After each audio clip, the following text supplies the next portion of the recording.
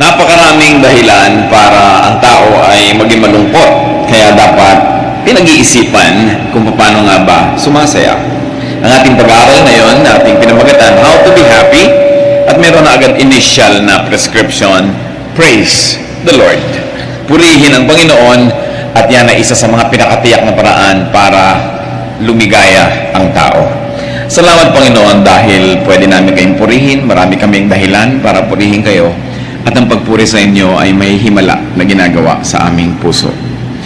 Sa sandaling ito, pakalinisin niyo po kami, patawarin niyo po kami sa mga kasalanan namin, mga nagagawa namin, Panginoong, di kalugod-lugod sa inyo. Ano man ang pagsisikap namin, kinakapos kami, salamat na lang sapagkat nakalaan ang inyong pagpapatawad, ang inyong paglilinis. Hinahanap namin ang iyong kaluwalhatian, O Diyos. Magpakilala po kayong lalo na.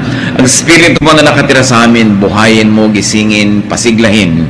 Maging ang aming mga lupang katawan, pasiglahin niyo po ang aming isip at magkaroon kami ng napakagandang pakikipanayam sa inyo. Nawangin niyo po mga katuroan ngayon, baunin namin buong buhay, matandaan namin, pakinabangan namin. Nawa tanggapin niyo rin ang daladala namin mga papuri, awit, mga handog sa iyo, O Diyos, sa ating pagtatagpo dito sa inyong bulwagan.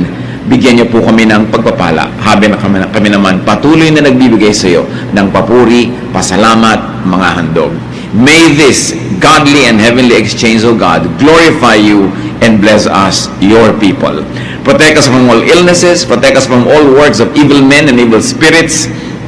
Protect our loved ones who are not with us right now. May your peace, your glory, your joy be upon us. In the name of your Son, Jesus, our healer, we pray. How to be happy? First of all, we must recognize the need to be happy. There's really such a great need. Psalm 138 verse 7, Though I walk in the midst of trouble, you preserve my life.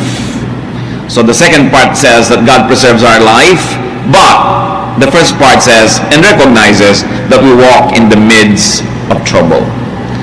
Though I am surrounded by trouble, you protect me. People have troubles from the inside. Hindi natin kailangan lumayo para maghanap ng gulo, humanap ng kalungkutan, humanap ng hirap ng loob. People have fears. Marami tayong mga kinatatakutan. People have worries, anxieties. People have confusion. Ang ating spiritual life, kumisan parang roller coaster. May mga time na tumangtuwa tayo sa Diyos, may mga time na naguguluhan tayo sa ating pananalig, may mga time na convinced tayo, may mga times naman na tayo kuminsan may pagdududa, may pag-aalinglangan, at kasama na nito kalungkutan at isolation. There's a lot of trouble from the inside. Sa iniisip, sa nadarama, sa ating mga pamantayan, sa ating mga gustong mangyaring, hindi mangyari, sa mga kaguluhan ng ating isip. There's also a lot of trouble from the outside, from other people. Siyempre, ang kaligayahan din natin nakaasa sa ibang tao. Ibibigay ba nila o hindi? Gaano karami ibibigay nila o hindi? Papayagan ba nila tayo o hindi? Anong mga panganib ang nagmumula sa kanila? Anong comfort, anong pag-ibig ang magmumula sa ating kapwa-tao? There's also a lot of trouble from the environment. People are afraid. They're afraid of fires and earthquakes and volcanoes erupting. People are afraid of the weather changing and all that. But no matter how you become afraid, what can you do about the uncontrollable? So there are things that make us unhappy. They are uncontrollable, and there are those that are controllable anyway. But just the same, life would present so much reason to be sad. Pagka nga umiibig ka, masaya ka, pero may kakambal na lungkot dahil natatakot kang mawala yung iniibig mo. Either iwanan ka o sumakabilang buhay siya, o mawala siya sa iyong piling, malayo, maraming kinakatakutan. That's why man needs happiness. Therefore, man should be able to make and to produce happiness and not just depend on events, not just depend on happiness to come. We must find reasons for happiness. At pagka ang tao may kaligayahan na paglalampasan ang lahat ng hirap, nadadaanan ang lahat ng pagsubok, natitiis ang lahat ng dapat tiisin. Kung hindi man kaligayahan na hawak na niya sa kanyang mga palad, kaligayahan na inaasam at inaasahan niyang darating. What are some of the major reasons to be happy? Psalm 138 verses 2 up to 8. I will bow down toward your holy temple and will praise your name for your love and your faithfulness. For you have exalted above all things your name and your word. When I called, you answered me. You made me bold and stout-hearted. All kings on this earth have heard your promises, Lord, and they will praise you. You are so famous that they will sing about the things you have done. Though you are above all of us, you care for humble people, and you keep a close watch on everyone who is proud. I am surrounded by trouble, but you protect me against my angry enemies. With your own powerful arm, you keep me safe. You, Lord, will always treat me with kindness. Your love never fails. You have made us what we are. Don't give up on us now. Napakaraming dahilan dito pa lang sa ating verses na ito para ang tao ay magpuso o para aliwin niya sa salihin ng kanya. Sa isang namin ito, God is loving. Kahit hindi laging loving and faithful, God is always loving.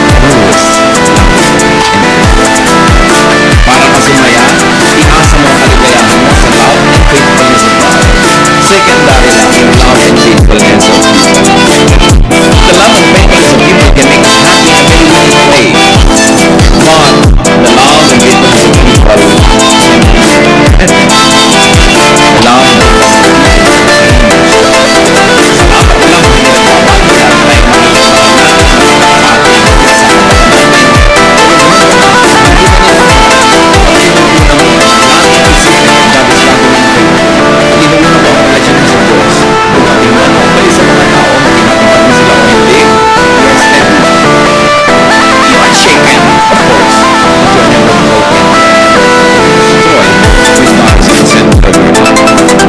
because of God, loving and faithful. Ang Diyos na lumikha sa atin, ang Diyos na may Espiritu na nakatira sa atin, ay magmahal at matapat. Therefore, lahat ng taong tinatahanan ng kanyang Espiritu ay kaya rin magmahal. At kung marami tayong kalungkutan na tinatamasa dahil hindi tayo mahal o hindi matapat sa atin, we cannot control other people. So let's be happiness factories. Meron kayong dapat magpapatan. Meron kayong dapat mahalin ninyo para yung inyong pinagkakapatan ng mga sumaya. At nabawasan ninyo sa pamamagitan ng Espiritu sa Panginoon sa ating buhay ang numero ang bilang ng tao. At dahil kumikilos din ang Diyos sa ibang tao, sila man maaaring maging paraan ng isang tao para tayo'y mahalin ng Diyos through them. Therefore, open yourself to people's love. Because when you open yourself to God's love, you inevitably open your heart to love others, and you inevitably open your heart to accept the love of others. And then you are in the way of happiness. May mga daan, alam nyo, busy, may mga daan hindi halos nadadaanan. Yung pag-ibig, yung kasiyahan, may dinadaanan din yan, dapat nandun ka. Sa kalsada na yung katumira, sa address na yun, para lagi kang nadadaanan. Maraming tao, hindi sila masaya kasi ang address nila doon sa gilid-gilid, hindi dinadaanan ng happiness. Kaya dapat kinikilala mo saan ba dumadaan yung happiness. Una na, kilalanin natin that God is loving and faithful. Two, God is true to His Word. Saan ba tayo kumukuha ng lakas ng loob? Di ba sa mga pangako ng Diyos? At sinasabi, God is true to His Word. Dapat alam mo ang mga pangako ng Diyos para maklaim mo. Yung mga nagdarasal nga kahit sa Biblia, kahit naman hindi makakalimutin ng Diyos, sila man ipinapaalala nila, Diyos, di ba sabi nyo ganito, di ba pangako nyo ganito, according to your word ganito. Hindi mo naman talaga ipinapaalala sa Diyos yun, ipinapaalala mo sa sarili mo. May pangako ang Diyos na ganon. Kasi hindi naman niya yung nalilimutan, pero nalilimutan natin. At kung nalilimutan natin i-claim ang mga pangako ng Diyos, tayo yung nalulugi. Kaya ang masayang tao, inaalam ang salita ng Diyos at naniniwala na nanalig na ang Diyos ay matapat. Tutob din niya ang kanyang mga sinasabi. And because God has His Word in our hearts and God has His Word printed, published, broadcast, God's wisdom is always relevant. Yung karunungan ng Diyos, nagbabago man ang panahon, nagbabago ang mga uso, hindi nagbabago ang karunungan ng Diyos. Magbago ka lang dapat ng paraan ng pag-a-apply nito, paraan ng pagbasa dito, para lagi kang makinabang. Bawat henerasyon, bawat lahi, bawat panahon, may mga unique elements ang kanilang kabihasnan. They have very, very unique civilizations. All the various generations of people and the various generations of civilizations. And their context help them define the true relevance of the Word of God to them. Kaya yung basa ng mga tao noong 16th century at pag-apply nila sa buhay nila, maraming pagbabago ang pagbabasa ng mga tao ngayon sa panahon na ito. Hindi nagbabago yung salita ng Diyos, but the way you apply it to your reality, because realities change, must be always timely. The unchanging Word of God, but our ever-fresh reading and ever-relevant application to our lives. Kaya maraming mga tao ayaw nila maging religious kasi parang backward, parang sobrang conservative, pati language, pati kilos, parang pang 16th century. Hindi bagay sa panahon. Dapat alam natin yung mga basic moral bedrock of the Word of God at yun ang hindi dapat ma-violate. But the way they are transplanted and read and interpreted and applied to daily life must always be relevant. Kaya ikaw nakahawak ka sa unchanging Word of God pero nakaugat ka sa patuloy na nagbabagong daigdig para lagi mong mahanap ang lagi ng mabisang kahulugan ng salita ng Diyos. God keeps His promises. Therefore, know and claim God's promises. 1 Kings 18, 25 to 26. Now, Lord, God of Israel, this is a prayer, keep for your servant David, my father, the promises you have made to him when you said, you shall never fail to have a man to sit before me on the throne of Israel. If only your sons are careful in all they do to walk before me as you have done. And now, O God of Israel, let your word that you promised your servant David, my father, come true. Sinong nagdarasal? Di si Solomon. Alam ni Solomon ang pangako ng Diyos sa ama niya na si David. Kiniklaim niya. Kasi siya ang magbe-benefit ng promise na yun. Kaya napakahalaga na maganda ang ating relasyon sa Diyos kasi pati mga anak natin nagbe-benefit sa maganda nating kasunduan sa Diyos. Joshua 21:45, not one of all the Lord's good promises to the house of Israel failed. Everyone was fulfilled. Totoo ang Diyos, pwedeng asahan. Another reason to be happy is that God rules.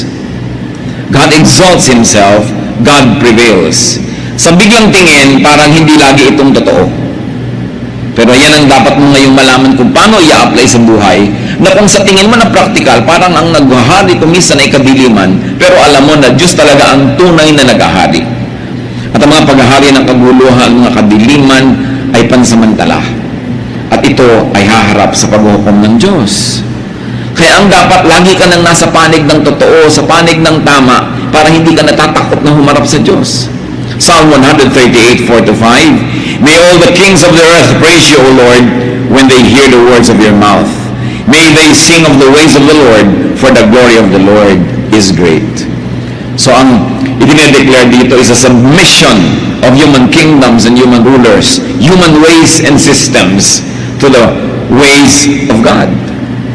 At tayo, bagamat mayroong present mindset, meron din dapat tayong eternity mindset. That you process everything according to how it happens in your time, but you also contextualize it in the way it had been effective in the past, and it will continue to be effective in the future and in eternity. Ang nangyayari sa atin, may 1, 2, 3 araw, sometimes tayo hindi nakakaintindi, pero hindi natin dapat ipako yung pananalig natin doon sa mga konting panahon na yon. Yung ating mga panahon na hindi natin nauunawaan ng Diyos will just be tiny dots in an otherwise long, happy line when we finally understand.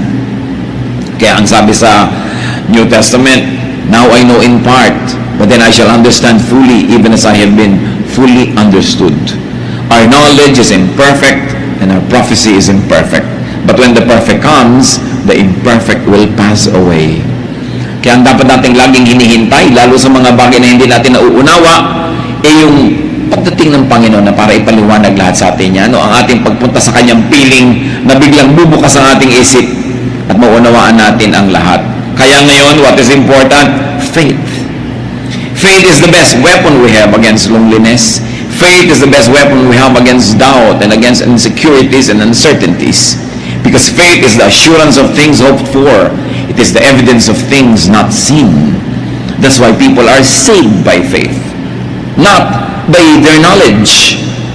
Kasi yung alam mo, syempre, mananalig ka na doon. Pero hindi mo naunawaan na nanalig ka, yun ang hinahangaan ng Diyos at pinapahalagahan. Hindi naman ibig sabihin na mamuhay tayo sa ignorance na wala tayong naiintindihan. But for the few things that are not clear, when I was a child, sabi nga sa Bible, I thought like a child, I reasoned like a child. And now we are in a childhood state. When it comes to terms of eternity, what is the lifetime of a human being? 90 years? 100 years? We will never become adults spiritually. We are like children. But sabi niyo ganon, now the time I become a man, I give up childish ways. There will be changes. And those changes are the one we aspire for when we will finally comprehend the things that are beyond our minds at present. Another reason to be happy, according to what we have read, is that God answers prayers. Sumasagot ang Diyos. Pero bakit maraming sinasagot ng Diyos, hindi pa rin sila masaya? Because they want only a yes answer from God. Kaya hindi sila masaya. Pero pag Diyos ang sumagot, yes is a blessing, no is a blessing, wait is a blessing. Because God is always true and God is always loving. Therefore, His no is His best way of loving you at times. Nagiging malungkot tayo kasi conditional yung happiness natin pag ang sagot, yes. Pero itong tandaan natin mga kapatid, pag Diyos ang sumagot ng no, yun ang the best. Because God knows best. And God can say, wait. And so when God says wait, you wait. Huwag kang masyadong mainipin. Iba ang panahon ng Diyos sa ating panahon. And God's timing is always perfect. Marami tayong lungkot dahil sa inip. Nababagot tayo. Marami tayong lungkot dahil nabibigo tayo sa hinihingi natin sa Diyos. May nagtatampo pa sa Diyos. Pero, di ba ang marunong at mahusay magmahal na magulang, marunong din mag-no sa kanyang anak? Hindi lahat ng hinihingi ng anak mo na sa kanyang limitadong pananaw ay mabuti sa kanya, ay ibibigay mo. Dahil sa iyong mas mature na pananaw at mas mapagmahal na pananaw, hindi dapat papunta sa kanya.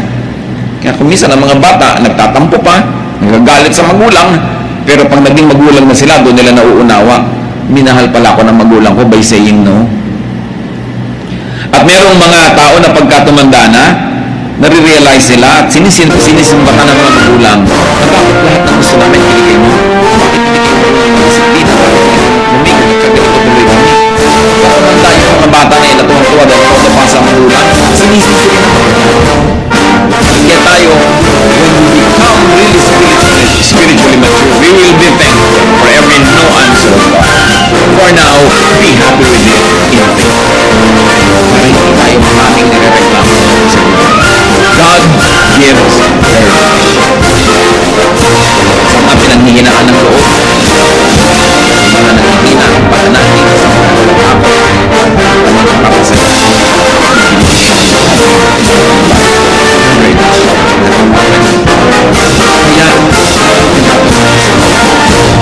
And what's important is that God cares for humans, for persons, especially for humble people. Ano ba mas maging madali? Magyabang o maging mapagpakumbaba? Ano ba ang mas low maintenance? Kayabangan o kapakumbabaan? Kaya ang tao nagpapakumbaba, mas madaling sumaya. Ang tao hindi nagyayabang, hindi nagmamataas, hindi nagmamatigas, mas marami siyang kaligayahan. At kung sinabi sa binasa natin sa scripture that God cares for humble people, you want to be happy? You want God's care? Be humble. At hindi lang Diyos ang magiging maibigin sa iyo, pati kapwa-tao.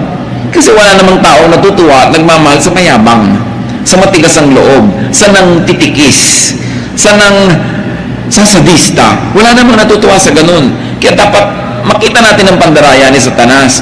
Pag natetem tayong maging mayabang, maging matigas dyan, maging mahirap na makasundo, gusto ni Satan mangyari yun para magalit sa atin ng mga tao, para lalo tayong lumungkot, at para malayo din tayo sa Diyos. So God cares for humble people. You want to be happy? Be humble. Make it a habit to be humble. Kasi pag mayabang ka, may mini-maintain ka. Pag mini-maintain ka, nakaka-insecure, baka hindi mo lagi ma-maintain. Nadadagdagan ang mga nervyos mo sa buhay. God keeps the proud in check. Why should that make you happy? Because if you're the one being proud, God prunes you and corrects you para hindi ka lalong lumala. Ang palo ng Diyos, isa na naman yung paraan ng pag-ibig. Napalo ka dahil mahal ka. Yung bang anak ng kapitbahay na hindi mo mahal, papaluin mo pag gumagawa ng mali? Hindi mo naman mahal yun eh. Pero yung mahal mo, papaluin mo.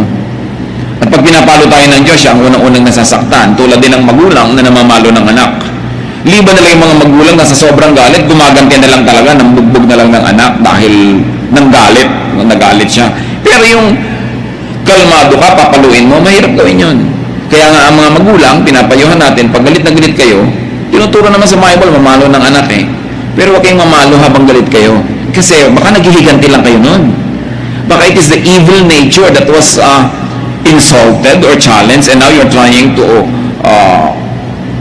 be supreme and you're trying to assert your seniority and authority. Tuloy, hindi ka na namamalo para magtuwid, namamalo ka para gumanti. Iba yun. Hindi gusto ng Diyos ng ganung palo. Pero yung palo ng pagtutuwid, mabuti yan sa pinapalo. Ngayon, kung ikaw si mayabang na humble ka, na walang ka na ipinagyayabang mo, pero anak ka ng Diyos, masaya ka dapat. So pwede mo masabi, Lord, salamat, napahiya ako, salamat, kinapos ako, salamat, na-humble ako. Kasi nalilibang na ako, nakakalusot ang mga kayabangan ko, akala ko pwede na. Akala ko deserve ko kasi yung ganong mga kayabangan. So, pagka ikaw napalo, pasalamat ka. Pero bakit pa rin tayo magiging masaya that God keeps the proud in check? Kasi kung tayo yung api, kung tayo yung nagpapasensya, tayo yung na the-damage sa mga mayayabang, alam mo na hindi naman sila ito-tolerate ng Diyos sa matagal. Hindi kailangang ikaw ang magtuwid sa kanila, hindi kailangang ikaw ang sumira sa kanila. Ang Diyos ang bahala sa kanila. Ang sabi ng Panginoon, vengeance is mine, I will repay. Anong kaligayahan ang makukuha natin dyan? Na kahit kuminsan may mga taong akala mo ang yabang-yabang, akala mo inaapi-api ka, you don't put it upon yourself to be vindictive. Hindi ikaw kailangan magplano ng pagganti. Ikaw tuloy na spare from a lot of trouble and even consequences of having been vindictive. Kaya napakainam yung ipinapasa Diyos mo ang maraming bagay. Siyempre, kung talagang naapi ka at kailangan mo mag-recourse sa batas, kaya nga may gobyerno, kaya may hustisya, because it's also an instrument of God to protect the innocent. No?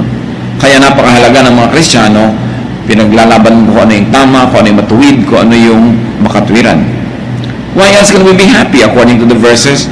Because God protects His people against angry enemies. Kung minsan naman wala kang ginagawa, may nagagalit talaga sa'yo. Pero nakikita ng Panginoon ang lahat ng iyon. Sa Panginoon kayo magsumbong. Kung may mga tao nagagalit sa inyo at matapos yung magsaliksik ng inyong budhi, alam niya naman na wala kayo talagang ginawa para magalit sila, then ipasa Diyos. Psalm 138:7, You stretch out your hand against the anger of my foes. With your right hand, you save me. Sa Diyos tayo magpaligtas. Sa Diyos tayo laging lumapit. Kung minsan kasi lalapit ka sa tao, nabibigo ka. O kaya, tutulungan ka niya pero hindi pala niya kaya. Kabiguan pa rin ang ending. But to trust God. And the Lord is always kind to His people. Lagi. Pag sinabing lagi, tulad ng ini-emphasize natin, kahit no yung answer, kahit na mamalo ang Diyos, kindness yun. At pag naunawa natin yan, na-absorb natin mga kapatid yung kahulugan ng God is always kind, no matter how people perceive God's dealings, that His love never fails, sasaya ka. Kung hindi ba totoo ang lahat ng ito, look mga kapatid, buhay pa tayong lahat. Ilang taon na kayo, ilang panganib na ang inyong dinaanan, ilang sakit na ang naranasan natin, ilang mga pagtatangkalan ng iba na sirain tayo, pero look, buhay pa tayo. Isang malaking patotoo ng kabutihan ng Diyos. At kahit hindi ka pa rin buhay ngayon, sinabi ka, to live is Christ, to die is gain. Wala kang pwedeng puntahan na hindi nandun ng Diyos. Pasalamat ka pa rin. Kaya ang happiness mo, dapat walang pagsidlan, walang kondisyon. Ano man yon, anak ka ng Diyos, everything that happens is a blessing to those who love God and are called according to His purpose. And even if we move to the next life, God will be there. Yung greatest fear natin, death, should be the greatest liberator because we will at last be spiritually one with our God. Psalm 139, verses 7 to 8, where can I go from your spirit? Where can I flee from your presence? If I go to the heavens, you are there. If I make my bed in the depths, you are there. Sa pusudodan ng dagat, nandun ka. Sa kataas-taas ang langit, nandun ka. Paano kita tatakasan? Napakasarap na yung mga basic truths na ito laging maalala. Kasi sabi ko, I walk through the valley of the shadow of death, I will fear no evil. Mga kapatid, ano yung mga valley of the shadow of death ng inyong buhay? Sasakay ka ng aeroplano, ninenervyos ka. Diba? Yung, ayan, I'm walking through the valley of the shadow of death. Sasakay ka ng barko kuminsan, ninenervyos ka, lalo masungit ang panahon. Ang dami-dami sa ating citizens, walang magawa. Talagang wala silang sariling sasakyan. Sumasakay sa mga bus o mga sasakyan, nagkakarera yung mga driver na hindi mo na malaman kung anong mga buhay ka pa bang bababa dun o hindi. Ito, I walk through the valley of death. Ang daming fears. Baka ka mawalan ng trabaho, baka ka magkaroon ng sakit, baka kung ano-ano. Pero ang sabi, even though I walk through the valley of the shadow of death, I will fear no evil because you are with me. Dahil kasama natin ang Diyos. Napansin nyo ba, 8 mga dahilan yan para sumaya, pero meron niyang isang common denominator, mga kapatid. It is all God-based and God-centered. Lahat ng dahilan ng kaligayahan na yan, dahil sa Diyos, dahil may Diyos. Many people are sad because they seek happiness outside of God.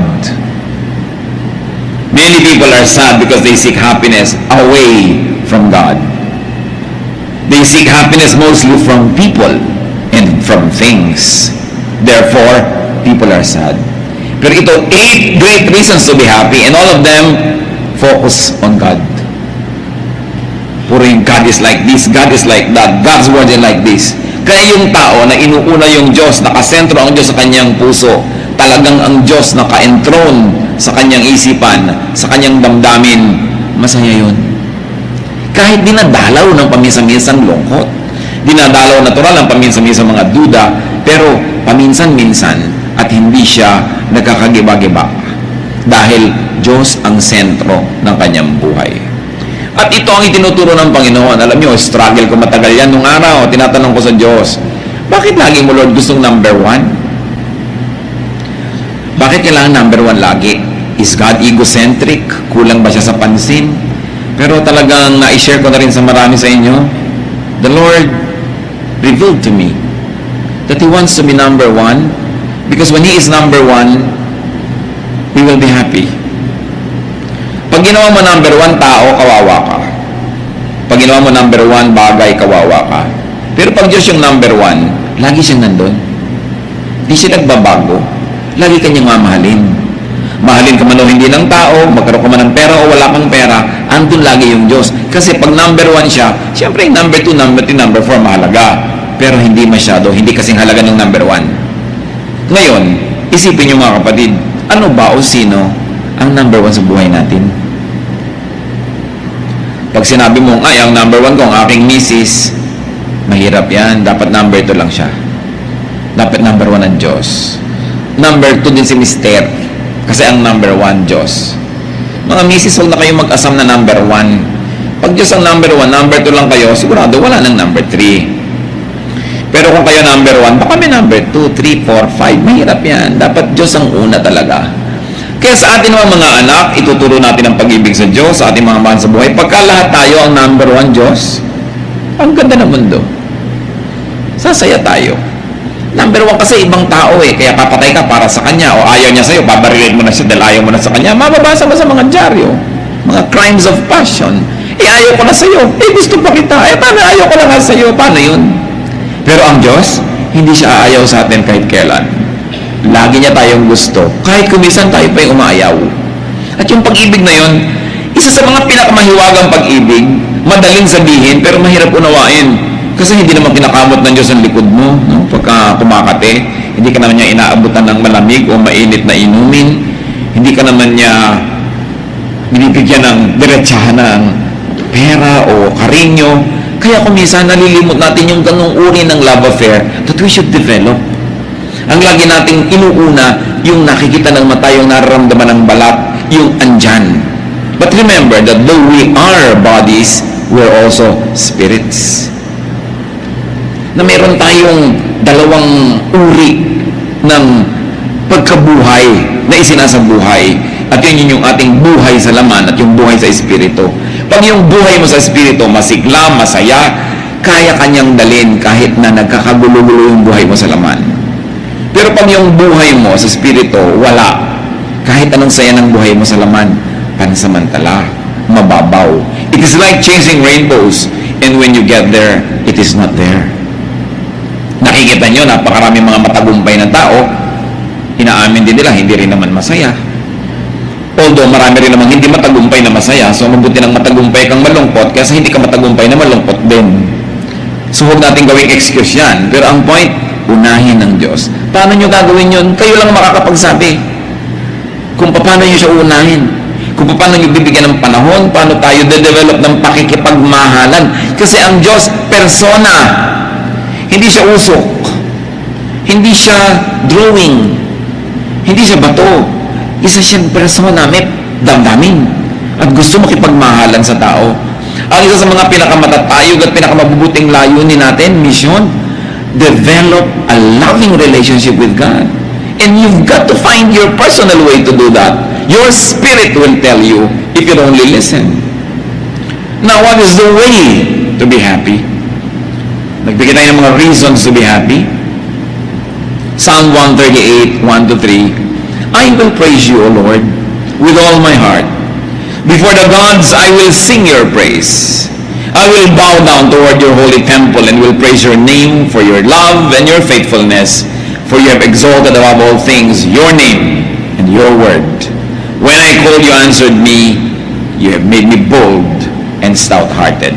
So the way to be happy, praise God with all your heart. Siyempre, may literal, sing praises to God. Sabihin mo ang mga kabutihan, i-declare ng iyong bibig. Praising and singing is doable. Therefore, praising and singing are all both decisions.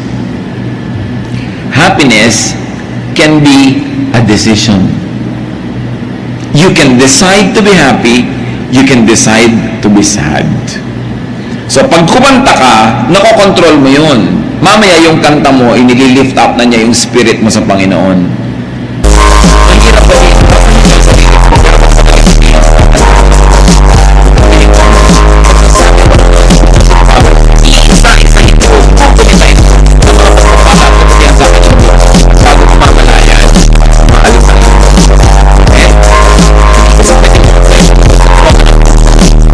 Pinapaupo mo doon.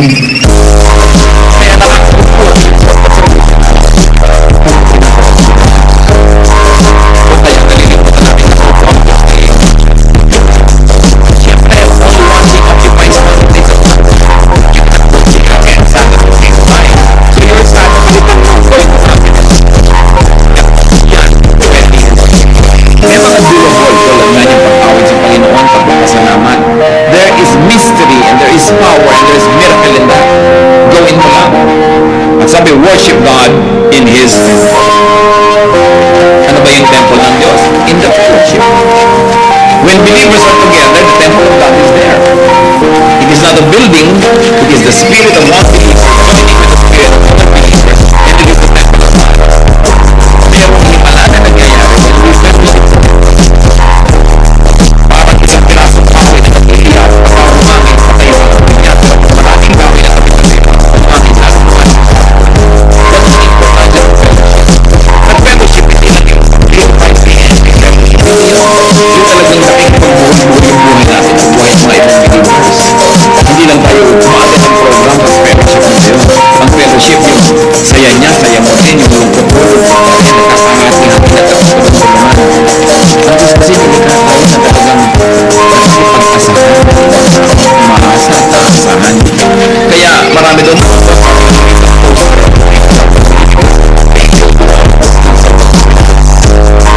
so we build walls against people. Sad. That's why we fellowship. Itinuturo yan sa Biblia, always fellowship. Kasi alam ng Diyos, maraming lungkot ang buhay. At maraming ligaya tayong matatamasa sa tunay na pakikipagkapatiran. Yung tunay na pakikipagpalagay ang loob at pakikipagtulungan. Hindi yung superficial lang. Hindi yung strict mo sa fellowship, ayaw na tuloy umatin ng iba. Hindi na sila pwede maging totoo.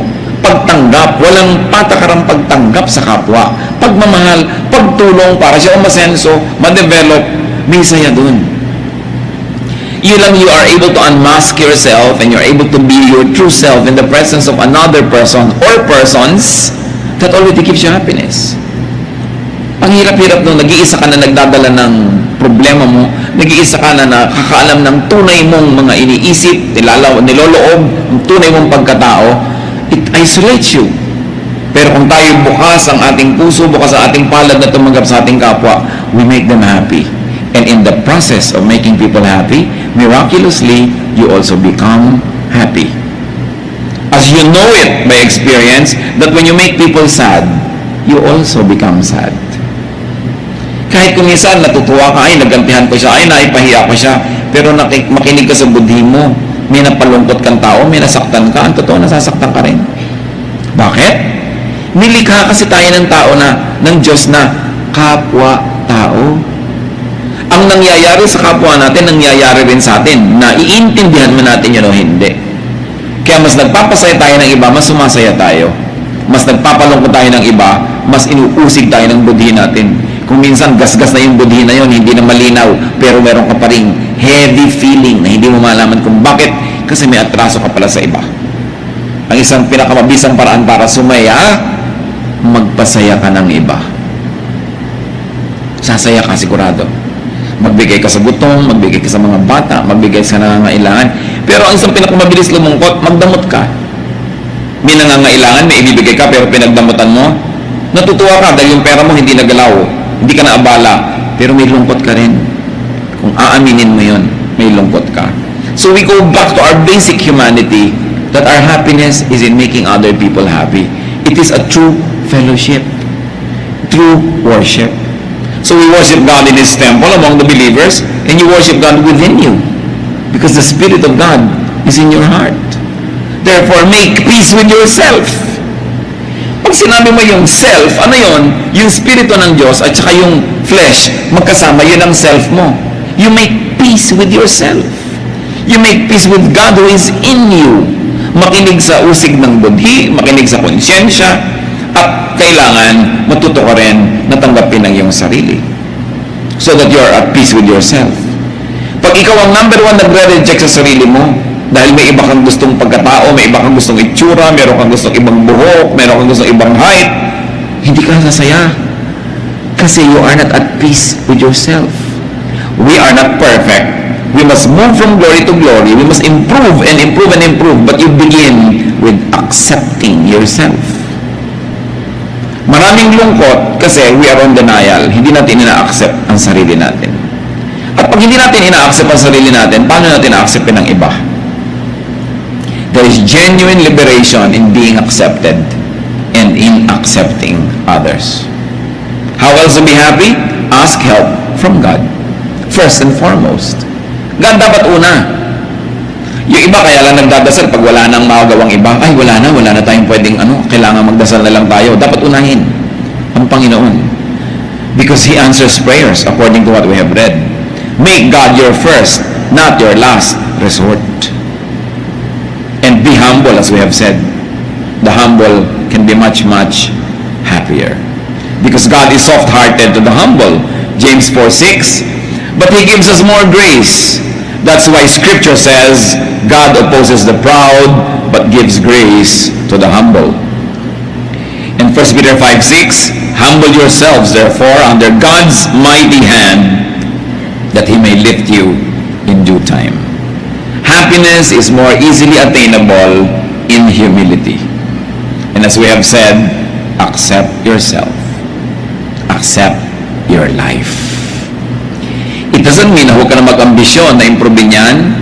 It doesn't mean na huwag ka na magkaroon ng mga pangarap na makalaya sa kung anuman ang gumagapo sa iyo ngayon. But for the time being, accept your reality. Do what you can to change it for the better. But while the better is not yet achieved, be happy with your reality. Do not live in denial. Kailangan tanggapin mong, eto ang buhay ko ngayon.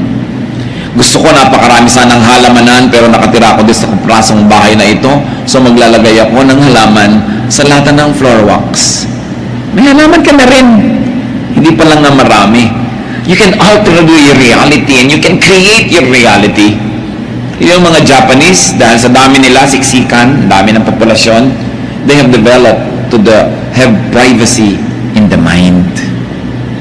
Yung nasa loob lang nila yung privacy nila. Nasobrahan nga, kaya marami, nagpapakamatay nalulungkot masyado. Pero ibig sabihin, close your eyes and you can be alone though you're in a crowd.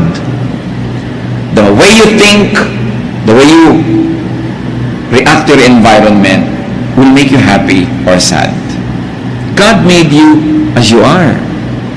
Psalm 138:8, the Lord will fulfill His purpose for me. Your love, O Lord, endures forever.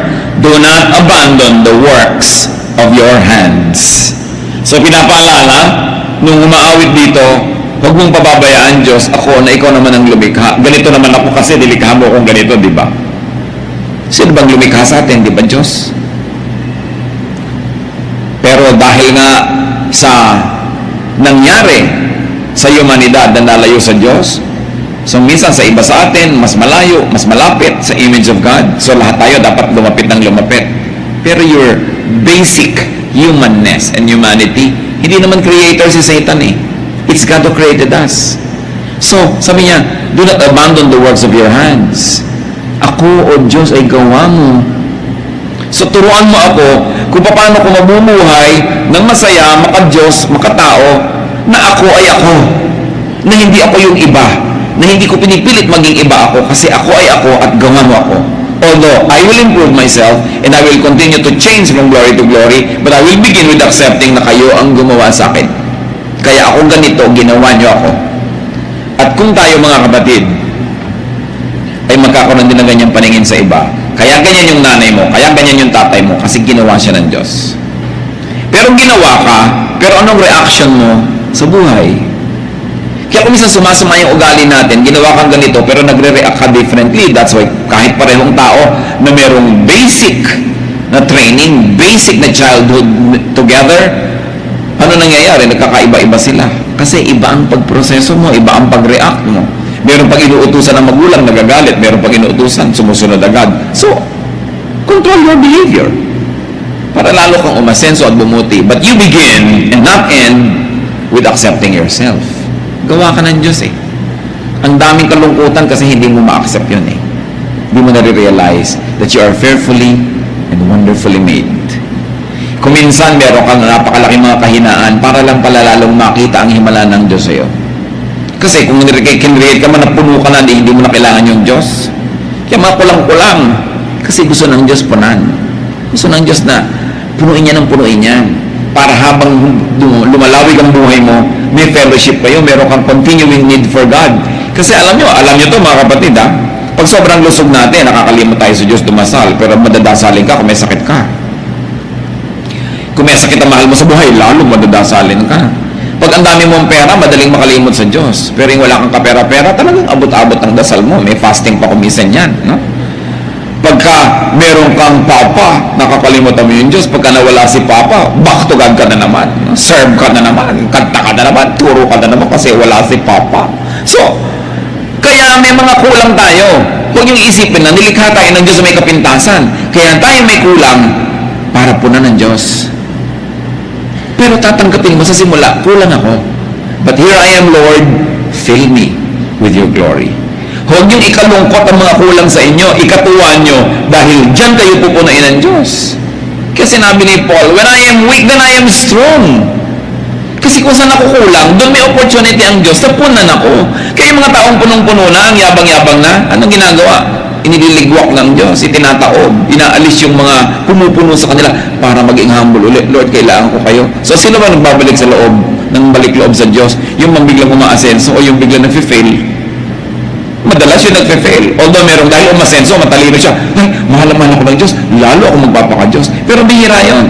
Madalas yung punong-puno ka na, itinapon nga, ayan, biglang wala kang laman, dasal ka na naman, balik ka na naman sa Diyos. Kaya pagka naitapon na gano'n yun, di ba, laging labing ang Diyos, lagi siyang tama. Sabi mo, Lord, bakit meron ako na wala pa? Kasi nalilimutan mo na ako Bumalik ka.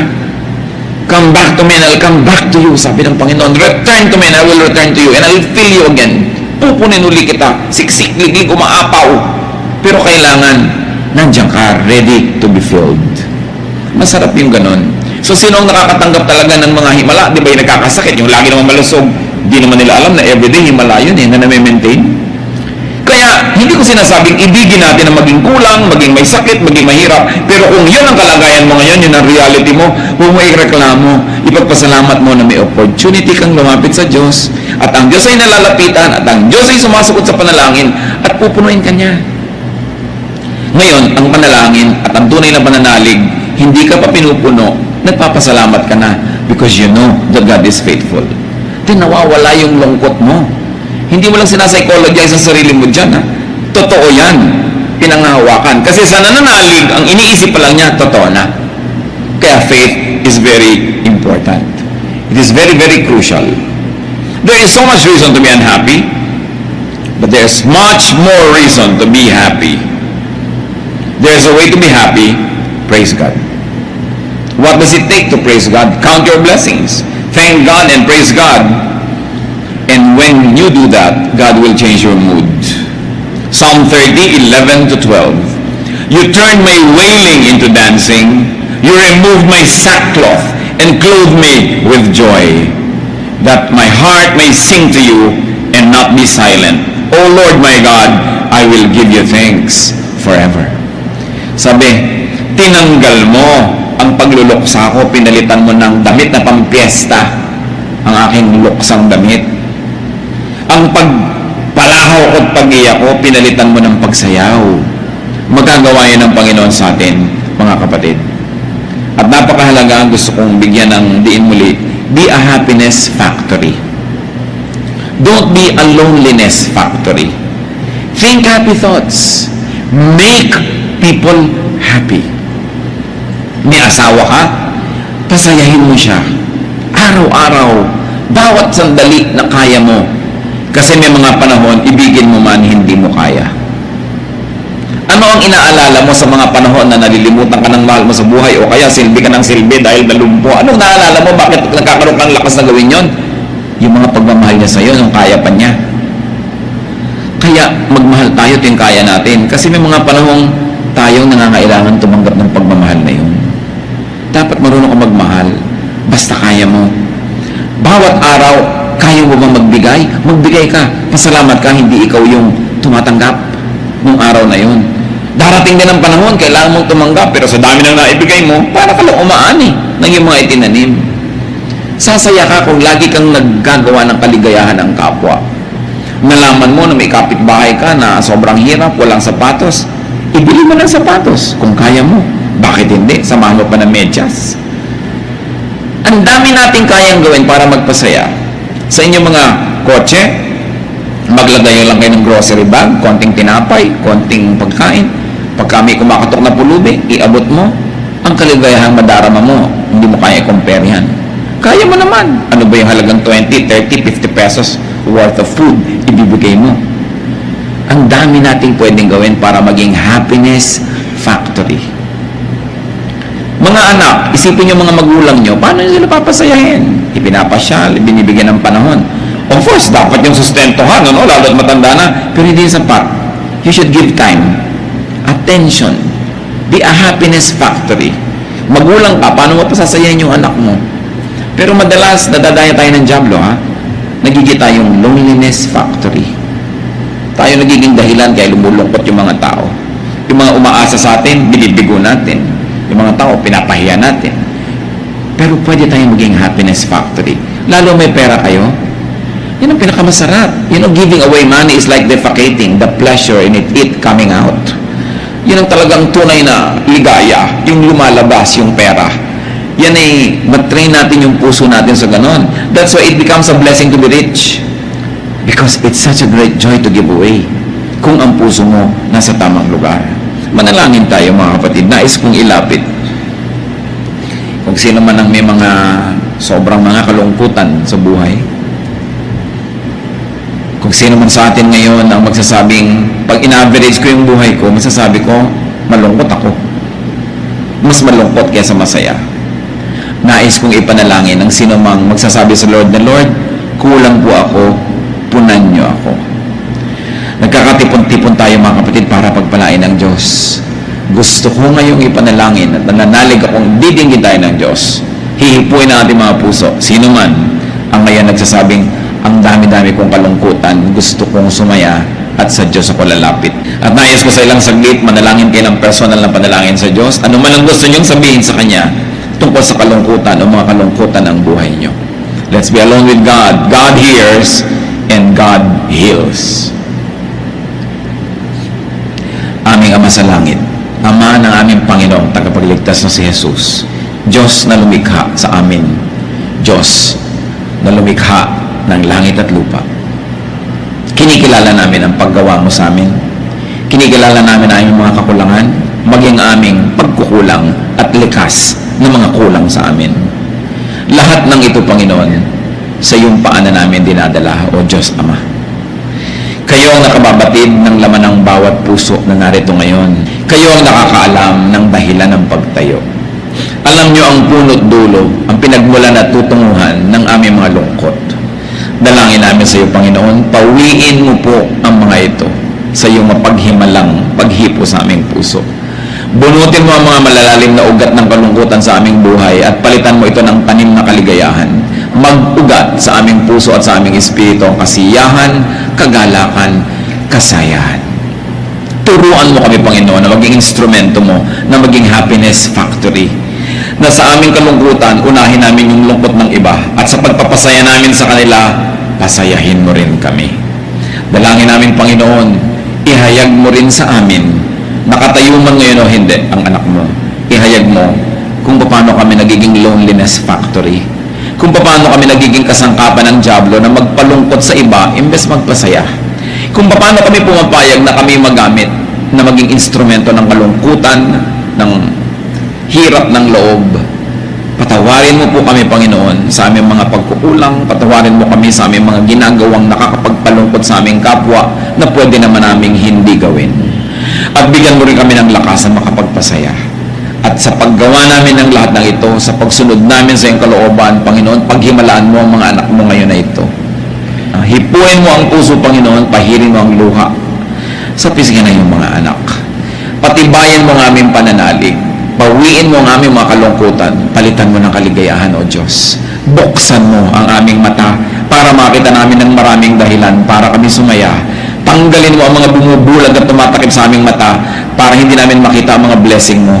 Tanggalin mo yung mga piring namin, Panginoon, na nagpapadilim sa aming isip, nagpapalungkot sa amin at nagbibigay ng mga insecurities because we forget that you are God and you're in heaven and you're God of all gods and that, oh Lord, you love us and you're always faithful to us.